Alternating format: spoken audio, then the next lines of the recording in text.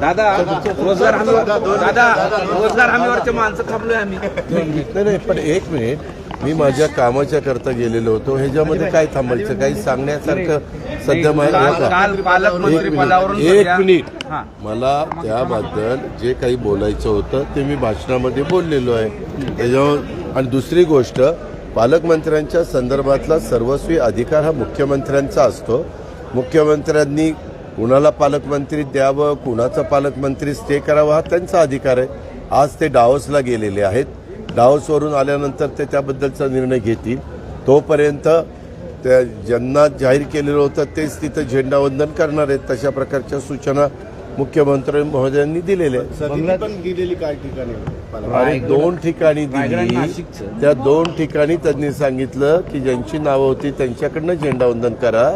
मी आल्यानंतर त्या संदर्भातली चर्चा करतो. हा सर्वस्वी कुठलं खातं द्यायचं, कुठलं पालकमंत्रीपद द्यायचं, कुठलं त्या ठिकाणी कुणाला मंत्रिमंडळात घ्यायचा, हा सर्वस्वी अधिकार तोही पत्रकार मित्रांना माहिती आहे की हा मुख्यमंत्र्यांचा असतो. एकनाथराव मुख्यमंत्री होते त्यावेळेस ते करायचे. आता देवेंद्रजी मुख्यमंत्री आता ते करतात. कोण नवा उदय होणार आहे महाराष्ट्रात असं वडेट्टीवार आणि राऊत म्हणतायत. कसं उदय सामंत हे आता पक्ष फुटू शकतो थेट त्याचा अर्थ. याला काही अर्थ नाही.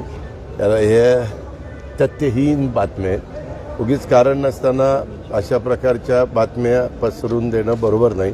आता मधी पण मी त्या दिवशी बारामतीमध्ये होतो, एक हे लावून टाकन तर त्यामध्ये काहीतरी सैफच्या घरावर हल्ला झाला होता.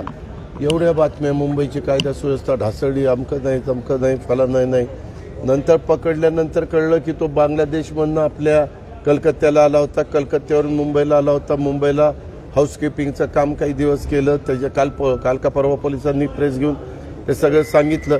आणि तो सराईत गुन्हेगार पण नव्हता. तो अचानक त्या बिल्डिंगमध्ये शिरला. वास्तविक बिल्डिंगनी तिथला बंदोबस्त, तिथं CCTV कॅमेरे, तिथलं ज्या त्या इमारतीमध्ये अंतर्गत बंदोबस्त, वॉचमॅन ठेवणं वगैरे, तर हे त्या सोसायट्यांचा अधिकार आहे. आणि बाहेर कुठं काय होईल तिथं आमची पोलीस यंत्रणा काम करते. दादा, पालकमंत्री बीडचे पालकमंत्री झाल्यानंतर आता नवीन विषय आलेला आहे की तुम्ही शॅडो पालकमंत्री हे धनंजय मुंडे असतील म्हणे, आणि त्यामुळे तुम्ही आपण अजित पवारला किती वर्ष ओळखता? खूप वर्ष. अजित पवार तसा वागून कुणा म्हणजे कसा वागतो लोकांचं काय म्हणणं आहे आता तिथं मी गेल्यावर कळेल ना लोकांना. दादा, अक्षय शिंदे एन्काउंटर मध्ये कोर्टाने 5 पोलिसांना दोषी. मी आता तिथं कार्यक्रमात होतो तेव्हा टीव्हीला ती बातमी बघत होतो.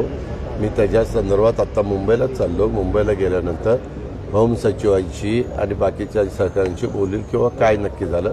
कारण न्यायव्यवस्था ही न्यायव्यवस्था आहे. त्यांनी चौकशी केली, त्यांनी काय केलं तर त्याच्याबद्दल त्यांना जे काही अंतिम चित्र दिसतं ते त्यांचं स्पष्ट करतील. मला त्याबद्दल TVचंच चॅनलवर पाहिलेलं आहे. मी बाकीची माहिती घेऊन त्याबद्दलचं स्पष्ट मत देऊ इच्छितो. बांगलादेशी घुसपैठ जो आहे ना, त्याचा आपल्याकडे संभाजीनगर पण 10,000 निकाले. जे कुणी असतील, आपल्या देशात आपल्या भारतीयांना राहण्याचा अधिकार आहे. बाहेरच्यांना इथं राहण्याचा अधिकार नाही. त्याला आपल्या संविधानामध्ये, कायद्यामध्ये, नियमामध्ये स्पष्टता दिलेली आहे. त्या पद्धतीनं सगळ्यांनी वागलं पाहिजे आणि कायदा सुव्यवस्थेची परिस्थिती हाताळली पाहिजे. थँक्यू दादा.